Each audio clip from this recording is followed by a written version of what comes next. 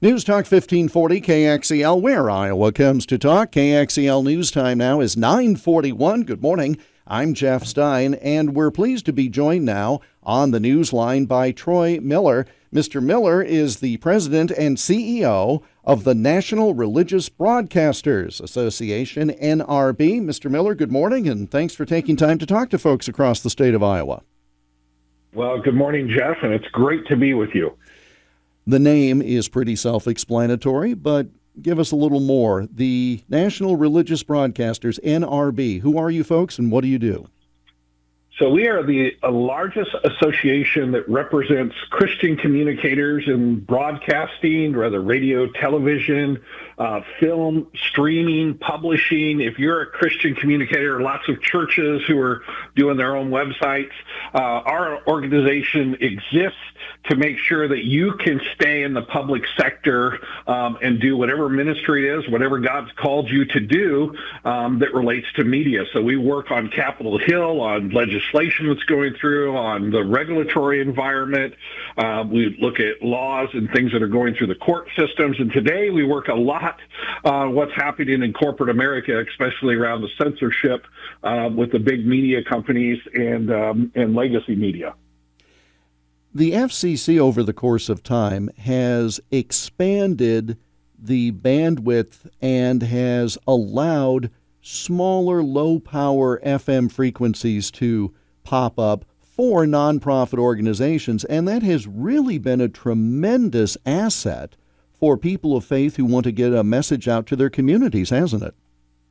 It has been a real asset to them. It's opened up a whole new opportunity for the airwaves, for localization. We're really big into, that local broadcasting is very important to communities, and communities, either whether it's in municipalities or across states, that it's the local touch and it's that local understanding of communities that brings people together. And Christian broadcasting has an important role in that.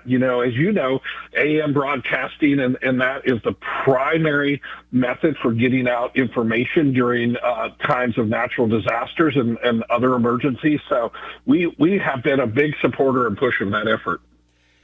And it is something we've discussed here on the radio, although somewhat uncomfortably, because obviously we have a vested interest in the concept of the AM for Every Vehicle Act.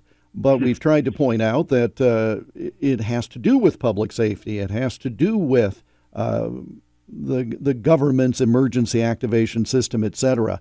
Yesterday, the Senate found themselves with a new version of AM Radio for Every Vehicle Act. And this is something your organization, as you note, strongly supports. Tell me more.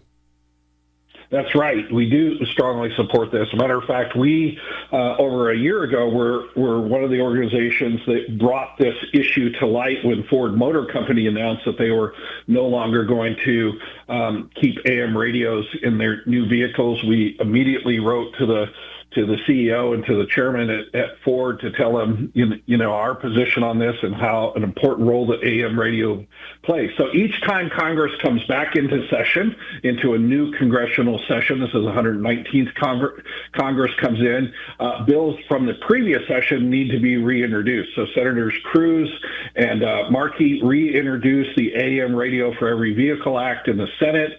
It has, I think, over 40 co-sponsors on the bill, a very strong bipartisan support. Cruz is a Republican, Markey's a Democrat, so this has a lot of support, and for a number of reasons. Of course, the emergency broadcast system is one of the key AM radio signal. If you're kind of in the geeky engineering world like I came from, AM radio has a much better signal, stronger signal to reach through storms, reach longer distances, and that's why AM radio is still the number one method for emergency broadcasting. During the last hurricanes and some other events, cell coverage that people are like, why can't we use cell coverage? Well, a lot of those cell towers were inoperable, and they themselves doesn't have the reach that AM radio has. So that's a major reason we think AM radio needs to stay. But also, AM radio is the home for a lot of conservative talk, a lot of Christian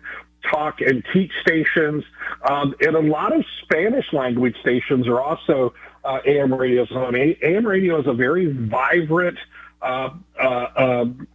frequency broadcast, platform today for millions of people across this country. And I grew up right next to you guys in Nebraska. I have lots of relatives in Iowa and on a farm, and we know how much we depend on AM radio for our news and our connection to the world.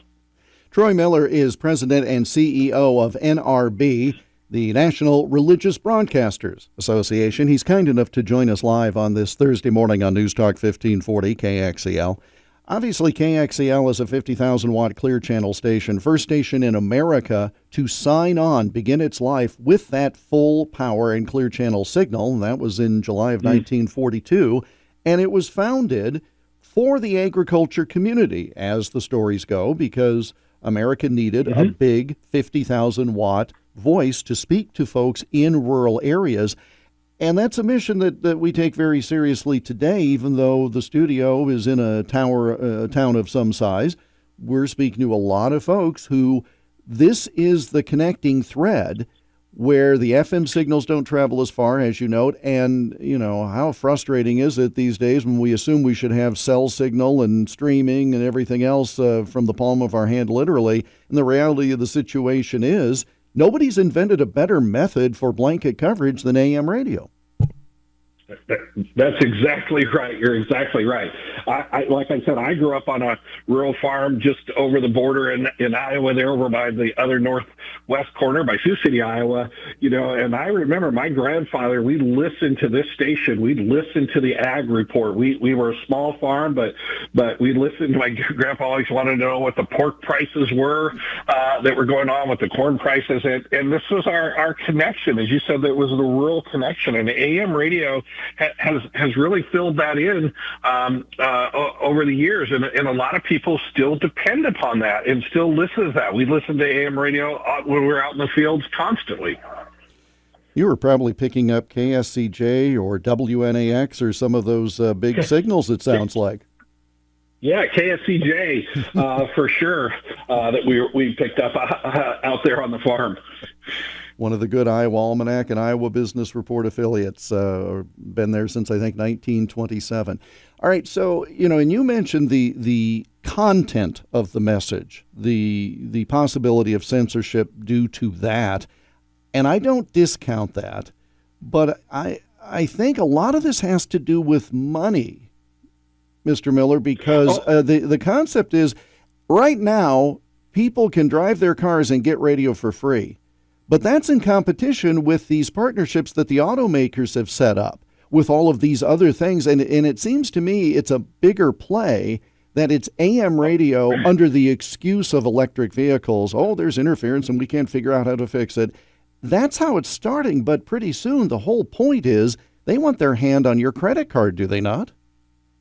Oh, absolutely. You've really hit the nail right on the head with that one. So, again, coming from an engineering background, we looked at this, very early on, what was being said about, the interference with AM radio causing and that.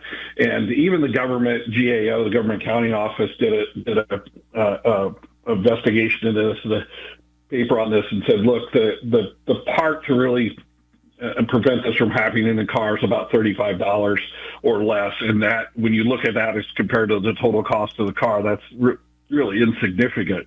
The real issue is what is now being called the digital dashboard.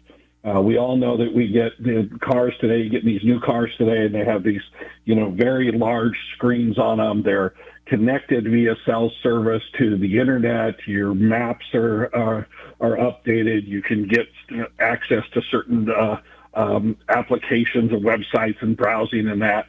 And for the most part, that for a while was, a free service connected through your cell phone. But now it's really looking at the millions of dollars that people are going to get through the subscription services of these connected cars. And free over-the-air radio is a real competition and impediment to that. Why would I spend $9.99 a month, $14.99 a month, or $29.99 a month, whatever it is, for a service in my car that I can just turn a radio dial and tune in and get for free as I'm traveling across Iowa or any other state in this country. So that really is the issue that came early on, that the car manufacturers kind of let the cat out of the bag and really admitted this is about who is going to control that digital dashboard, who's going to control those subscriptions, services, and ultimately who's going to control the information that people are able to receive in their vehicles. So this had some momentum last year, but they sort of ran out of time.